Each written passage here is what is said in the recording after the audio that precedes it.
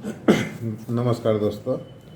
तो आज हम लोग नेक्स्ट शेड्यूल देखेंगे। पिछले बार हम लोग देखे थे कि मैन पावर में जो लेबर होता है उसका कैलकुलेशन कैसे किया जाता है, उसका यूज शेड्यूल 5 के टेबल में करना है। और आज हम लोग देखने वाले हैं शेड्यूल 6। ठीक है, शेड्यूल 6 ध्यान से देखिए, लाइक कीजिए, सब्सक्राइब कीजिए। घर रोड के पास है इसलिए आवाज़ आ रहा होगा, कभी कभी बच्चा का भी आवाज़ आएगा।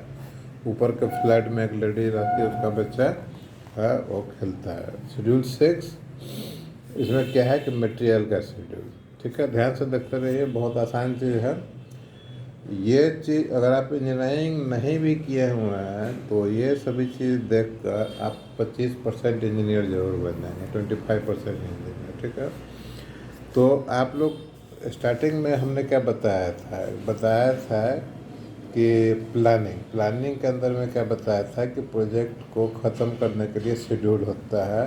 प्लानिंग में बताया प्रोजेक्ट ख़त्म होने के लिए टाइम फ्रेम होता है, जिसको वीक में भी लिख सकते हैं, मंथ में भी लिख सकते हैं और ईयर में भी लिख सकते हैं। मोस्टली मंथ में होता है। तो किसी प्रोजेक्ट को ख़त्म करने का ड्यूरेशन अगर मान लीजिए कि 4 महीना है, 4 मंथ है ना, तो इसको इस टेबल में हम आप मंथ का हम जो यूज़ किए हुए हैं, मंथ 1, मंथ 2, मंथ 3, मंथ 4, इतना दिन में ख़त्म करना है, ऐसा करके एक बनाया आप लोग को समझाने के लिए। ठीक है,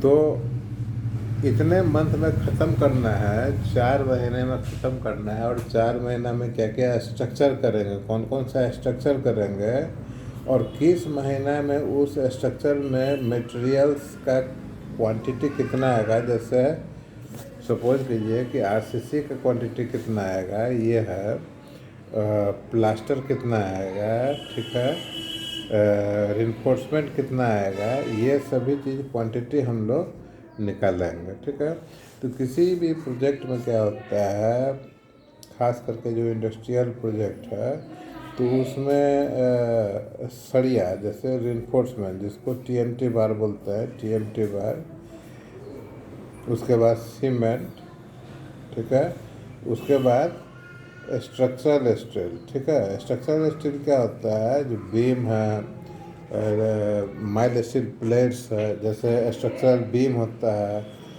आई बीम, एच बीम, सेक्शंस होता है, चैनल होता है, एंगल होता है, वो सभी चीज़ आ गया। उसके बाद से स्ट्रक्चरल प्लेट होता है, 6 mm plate, 8 mm, 10 mm, 12, 16 mm plate, ऐसा होता है। वो सभी चीज़ का क्वांटिटी निकाला जाता है। और किस महीना में आप प्लान किए हैं कौन सा स्ट्रक्चर करने का, उस महीना से पहले, जैसे मंथ 2 में सपोज कीजिए कि किसी चीज़ को आप करने के लिए प्लान में रखे हुए हैं कि मंथ 2 में उसको करेंगे। ठीक है, तो वो चीज़ आपके पास पहले एडवांस में ऑर्डर देंगे, तभी तो मंथ 2 में उसका यूज होगा, तो उसको इस्तेमाल करना पड़ेगा। उसको हमको बताना पड़ेगा कि मंथ 5 में हमको उस चीज़ का रिक्वायरमेंट है। देखिए इसमें क्या है कि सपोज कीजिए मैंने क्या किया कि टीएमटी बार सीरियल नंबर 1 में डाला रिक्वायरमेंट, सीमेंट 2 में, 3 में सैंड डाला है, फाइन एग्रीगेट बोलते हैं, और सीरियल नंबर 4 में एग्रीगेट 20 mm और 10 mm डाला है। ठीक है, मोस्टली हम लोग सरिया और इस पर सीमेंट पर बात करेंगे। तो जो सरिया और सीमेंट है, इसमें अलग अलग बार भी आता है, 8, 10, 12, 16, 20, 25, 28, 32। और सीमेंट जो है, जो मोस्टली पीपीसी सीमेंट चलता है, स्पेशल केस में बड़ा गवर्नमेंट का रिक्वायरमेंट या स्पेशल स्ट्रक्चर के केस में ओपीसी सीमेंट आता है। तो सीमेंट का जनरली उसके बाद जो हम लोग इसका शेड्यूल बनाते हैं, तो जो फॉर्मेट रहता है, तो एक में हो गया सीरियल नंबर, दूसरा में हो गया पर्टिकुलर, तीसरा में यूनिट ऑफ मेजरमेंट। सरिया और सीमेंट दोनों का मेट्रिक टन होता है। सैंड का मेट्रिक टन भी हो सकता है और क्यूबिक मीटर भी हो सकता है। एग्रीगेट का भी मेट्रिक टन और क्यूबिक मीटर दोनों हो सकता है। एज पर जो वहाँ पर जहाँ प्रोजेक्ट हो रहा है, उस हिसाब से आपको देखना पड़ेगा क्या अप्लाई करना है। दूसरा है कि दूसरा जो हम लोग डालते हैं यूएम के बगल के जो कॉलम होता है उसके बाद जो हमारे पास रहता है उसमें हम लोग क्वांटिटी हमारा रहता है, इसमें इतना क्वांटिटी सरिया का, सीमेंट का इतना क्वांटिटी, और बगल में यूएम लिखा हुआ है तो उससे पता चल जाएगा। नेक्स्ट, किस महीना में, किस मंथ 1, मंथ 2, मंथ 3, मंथ 4, ऐसा हम समझाने के लिए लिख दिए हैं। किस महीना में कितना चाहिए वो लिखा हुआ है, ठीक है। तो मंथ 1 आपका स्टार्टिंग प्रोजेक्ट है, स्टार्टिंग महीना है, इसमें आपको इतना चाहिए, 5 मीट्रिक टन आपको क्या चाहिए, टीएमटी बार चाहिए, ठीक है। तो इसका रिक्वायरमेंट देखिए, ये तो फर्स्ट टाइम का हो गया, ठीक है, फर्स्ट मंथ का हो गया। तो ये जब साइट मोबिलाइज होगा, मतलब जब आपका स्टाफ साइट पर जाएगा, इंजीनियर साइट पर जाएगा, तो उस समय ये रिक्वायरमेंट आपको प्लेस कर देना है। किकऑफ मीटिंग के बाद ही प्लेस कर देना है, मतलब कि अगर मंथ 5 में हमको इतना मीट्रिक टन यूज होने वाला है, ठीक है, तो इसका इस्तेमाल हम पहले, इसका हम ऑर्डर पहले ही कर देंगे। मतलब मान लीजिए कि मंथ 1 सपोज कि एक मई है, तो जितना जल्दी हो सके हम कर देंगे, क्योंकि इसका यूज़ तो आप शेड्यूल के अनुसार मंथ में करने वाले हैं, ठीक है। उसी तरह ये जो 6 मीट्रिक टन है, इसका यूज आप करने वाले हैं मंथ 2 में, तो इसको ऑर्डर भी आपको पहले कर देना पड़ेगा, ठीक है। उस हिसाब से वो ये शेड्यूल, देखिए इस तरह का शेड्यूल जो है, तो दो बात है इसमें ध्यान देने वाला बात है। ये शेड्यूल जो आप देंगे, ये शेड्यूल जो आप दे रहे हैं, ये कंपनी का अपना अंदरूनी इंटरनल होता है, जो आपको ऑर्डर मिला है काम का, इंटरनल शेड्यूल होता है। ये आपको देना है अपना एचओ को, ठीक है, हेड ऑफिस को। हेड ऑफिस ये डिसाइड करेंगे कि ये जो मटेरियल्स है उसका परचेज कैसे होगा, ठीक है। जनरली क्या होता है कि हेड ऑफिस डिसाइड करती है कि कौन सा परचेज एचओ से होगा और कौन सा परचेज लोकल होगा, ठीक है। जनरली जो परचेज है, एचओ परचेज जो होता है, जो कॉस्टली आइटम का होता है, जैसे आपका टीएमटी बार का हो गया, जैसे सीमेंट का हो गया, जैसे स्ट्रक्चरल स्टील का हो गया, ये जैसे शटरिंग के लिए प्लाईवुड का हो गया, चाहे प्लाई बोर्ड का हो गया, ठीक है। लोकल परचेज के लिए जनरली क्या होता है, जो छोटा मोटा आइटम होता है ना, स्मॉल आइटम्स हो गया लोकल परचेज के लिए, सैंड हो गया, एग्रीगेट हो गया, और भी छोटा छोटा नेल्स हो गया, ठीक है, बाइंडिंग वायर हो गया। ये चीज़ जनरली लोकल परचेज के लिए अलाउ करता है हेड ऑफिस।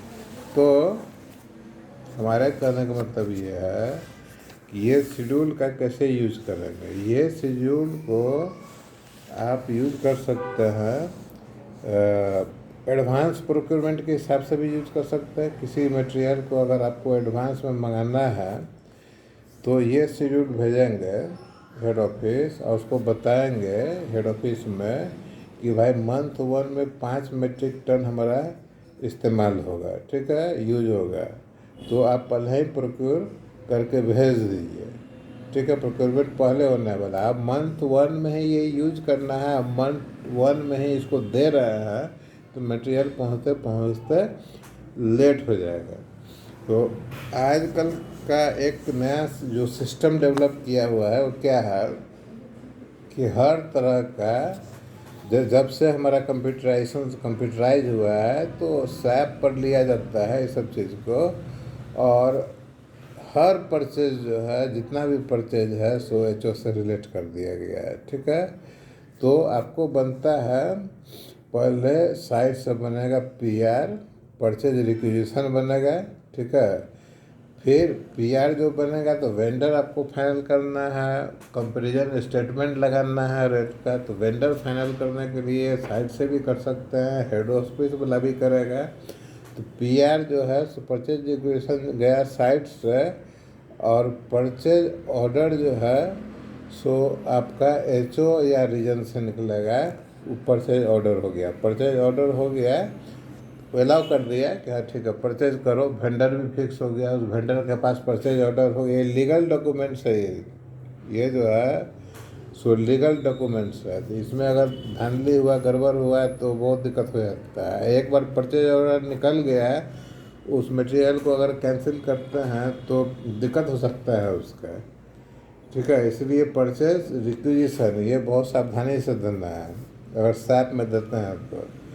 अगर आपका कंपनी बहुत बड़ा है, अगर गलत रिक्वेशन चला गया तो फिर दिक्कत हो जाएगा। इसलिए रिक्वेशन देने के टाइम में आपको कुछ सावधानी बरतना है, ठीक है। तो सावधानी क्या क्या बरतना है, देखिए बहुत आसान सब्जेक्ट है। तो जो हम देखिए ध्यान दीजिएगा, परचेज रिक्वेशन जो देता है, कंडीशन देखिए, जब परचेज रिक्वेशन देता है पीआर जिसको बोलता है, तो उस समय हो सकता है कि आपके पास ड्राइंग्स नहीं हो, है ना, ड्राइंग्स नहीं हो या हो भी तो बहुत कम हो। तो इसमें आप क्या रिक्वेशन देंगे, सीमेंट का देना है, सरिया का देना है ना। अगर ड्राइंग के लिए आप वेट करते रहेंगे, स्टार्टिंग का बात बोल रहा है, ड्राइंग अगर नहीं आ पा रहा और वेट करते रहेंगे तो आपका काम डिले हो जाएगा, उतना क्लाइंट आपको टाइम नहीं देगा। तो जनरली क्या है कि जो सीमेंट है ना, सीमेंट का आप दे दीजिए। सीमेंट का कितना, आप 10 मीट्रिक टन दे दीजिए, ठीक है। 10 मीट्रिक टन बोले तो कितना हो गया, 1 मीट्रिक टन सीमेंट जो है तो कितना होगा, 20 बैग होता है, ठीक है। 20 बैग बोले तो 20, एक का वेट होता है 50, तो 1000 केजी हो गया, तो ये 1 मीट्रिक टन हो गया। तो 10 मीट्रिक टन सीमेंट का दे दीजिए। 10 मीट्रिक टन सीमेंट में कितना हो जाएगा बैग, 10 मीट्रिक टन गुना 20, तो 200 बैग हो गया, ठीक है। तो इससे काम नहीं चलेगा, आपको देखना पड़ेगा कि एक स्मॉल ट्रक जो होता है ना, स्मॉल ट्रक जिससे आपका आएगा उस पर कितना बैग आएगा। एक ट्राला जो होता है 13 मीटर वाला, है ना, उस पर कितना बैग। मैं ट्रांसपोर्ट में आपको गाड़ी को फुल करके मंगाना है, उतना कम से कम 1 यूनिट ऑर्डर दे दीजिए, 1 यूनिट एज पर व्हीकल, ठीक है, उतना ऑर्डर दे दीजिए, ताकि गाड़ी खाली तो आएगा नहीं। तो ये तो आपका हो गया सीमेंट का। अब टीएमटी बार का कैसे देंगे, आपके पास ड्राइंग नहीं है, कुछ भी नहीं है, ठीक है। तो आपको मोटा मोटी जो है सो 8, 10, 12 और 16 और 20, है ना, इतना पर आपको, इतना डाया पर आप कंसनट्रेट कीजिए, ठीक है। तो 8 और 10 जनरली जो है सो रिंग में लगता है, मोस्टली रिंग में ये लगता है, ठीक है, किसी चीज़ का। उसके बाद जो फाउंडेशन होता है उसमें इंडस्ट्रियल में जनरली 16 और 20 लगता है, ठीक है। 16 और 20, और जो आपको बिल्डिंग्स होता है मेनली 16 और 12 लगता है, ठीक है। इस चीज़ का आपको रखना है ध्यान, ठीक है। तो उस हिसाब से थोड़ा थोड़ा क्वांटिटी, सपोज कीजिए 8 का जो हो गया है, 8 का 1 मीट्रिक टन मंगा लिए, बहुत होता है ना। 10 का जो है भी 1 मीट्रिक टन मंगा लीजिए। 12 का जो है सो 4 मीट्रिक टन मंगा लीजिए, है ना। 16 का जो है तो 5 मीट्रिक टन मंगा लीजिए। 20 का जो है वो भी 5 मीट्रिक टन मंगा लीजिए। जोड़ कर देखिए, 1 + 1 2, 2 + 4 6, 6 5 11, 11 और 5 हो गया 16, ठीक है। अब आपका जो देखिए सरिया जो आता है, इस सरिया का लेंथ जो होता है जनरली, सरिया का लेंथ जो होता है जनरली सो 11 से 12 मीटर का बराबर आता है। ये सरिया आपको कैसा मंगाना है, ये सरिया जो है सो आपको मंगाना है, ये स्ट्रेट होना चाहिए, सीधा, कॉयल नहीं होना चाहिए साबुत, फिर सीधा करने में आपको दिक्कत होगा। सरिया स्ट्रेट होना चाहिए। और जो ट्रेलर होता है जिसको सरिया आता है उसका लंबाई होता है 13 मीटर, ठीक है, उसी हिसाब से बना हुआ है। तो इस पर इसका जो लोडिंग देख लीजिए कितना का होता है। अगर 20 मीट्रिक टन का कैपेसिटी है इसका, तो 20 मीट्रिक टन मंगाना है, तो ये जो 16 कैलकुलेट करके रख रहा है कि ये क्वांटिटी इंक्रीज करके आप इसको 20 मीट्रिक टन का ऑर्डर करेंगे, ठीक है। क्योंकि भाड़ा आपको उतना ही लग जाएगा, 20 मीट्रिक टन के हिसाब से आएगा। तो भाड़ा मान लीजिए कहीं से सरिया मंगा रहे हैं तो भाड़ा आप दे दिया, और मंगा रहा है क्वांटिटी कम, तो ये क्वांटिटी को रिवाइज करके उतना बना दीजिए। तो आज के लिए इतना है। आपको समझ में आया होगा कि हम लोग शेड्यूल 6 जो मटेरियल से रिलेटेड बना है, मटेरियल रिक्वायरमेंट के लिए, उसका इस्तेमाल कैसे और उस शेड्यूल को कैसे इस्तेमाल करना है और उसका यूटिलिटी क्या है, एचओ को कब भेजना है, मटेरियल प्रोक्यूरमेंट के लिए क्या क्या ध्यान रखना है। तो आप देख रहे हैं civil construction and architecture by Sujit Singh, ठीक है। आप हमसे ट्रेनिंग ले सकते हैं। अगर आपने इंजीनियरिंग नहीं भी किया है तो ये सभी चीज़ पढ़ाई करके आप 25% है ना इंजीनियर बन जाएंगे कंस्ट्रक्शन के लिए। तो आज के लिए इतना है। Thank you. इसको शेयर कीजिए, सब्सक्राइब कीजिए चैनल, और आगे भी आगे करेंगे।